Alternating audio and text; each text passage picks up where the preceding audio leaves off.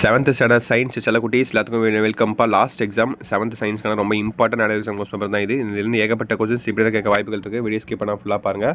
அப்புறம் எப்பயும் சொல்கிறது தான், சப்ஸ்கிரைப் பண்ணுவாங்க பார்த்து சப்ஸ்கிரைப் பண்ணி விட்டுருங்க. அண்ட் பெல் பட்டனை ஆலில் கிளிக் பண்ணிக்கோங்கப்பா. வாட்ஸ்அப் சேனல் ஜாயின் பண்ணிக்கோங்க. டிஸ்கிரிப்ஷன் லிங்க்ஸ் இருக்குது. இதெல்லாம் பண்ணால் தான் நான் அடுத்தது அப்லோட் பண்ண வீடியோஸ் உங்களுக்கு நோட்டிஃபிகேஷன் வந்து சேரும். ஸோ பார்த்து பண்ணிடுங்க பார்க்கலாம். ஓகேவா? ஸோ ஓகே, 1 மார்க் பாருங்கள். Dash surface reflects the light வெல்லு.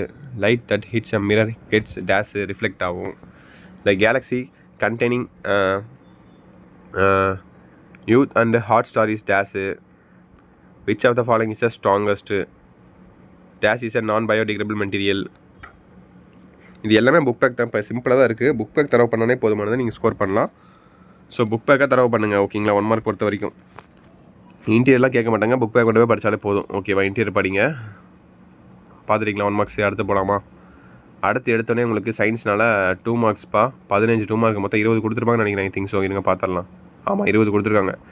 20ல் நீங்கள் 15 எழுதுனா போதும். 5 வந்து நீங்கள் சாய்ஸில் விட்டுக்கலாம். ஓகேவா? ஸோ பாருங்கள். Law of reflection easy, parts of shadow, filling the plans, reflection of light, அப்புறம் 15 ரிஃப்ளெக்ஷன் ஆஃப் லைட்லாம் நீங்கள் இந்த 1 மார்க்கே கூட தூக்கி எழுதலாம் நீங்கள். ஓகேவா?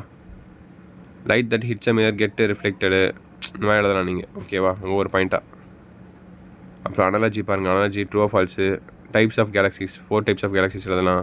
Which country launches the world first satellite? America தான், நாசான்னு நினைக்கிறேன். அப்புறம் what is the 5R principle? Give 2 examples of thermosetting plastics. What gives plastic different qualities and characters? How many types of combination are there? Why do antiseptic differ from disinfectants? What is ignition temperature? Write the symptoms of anthrax. How should we treat animals? Match the following பாருங்கள். அப்புறம் கடைசியாக உங்களுக்கு what is right alignment. இது ஒன்றும் compulsory கிடையாது. இப்போ இது வேணால் நீங்கள் எழுதிக்கலாம், அதனால பிரச்சனையே கிடையாது. அடுத்து 5 மார்க் கொஸ்டின்ஸ் பாருங்கள். What are regular and irregular reflection? Explain with the help of diagrams. ஒன்று அதை எழுதணும், இல்லைனா write short note on constellations இது எழுதணும். ஓகேவா?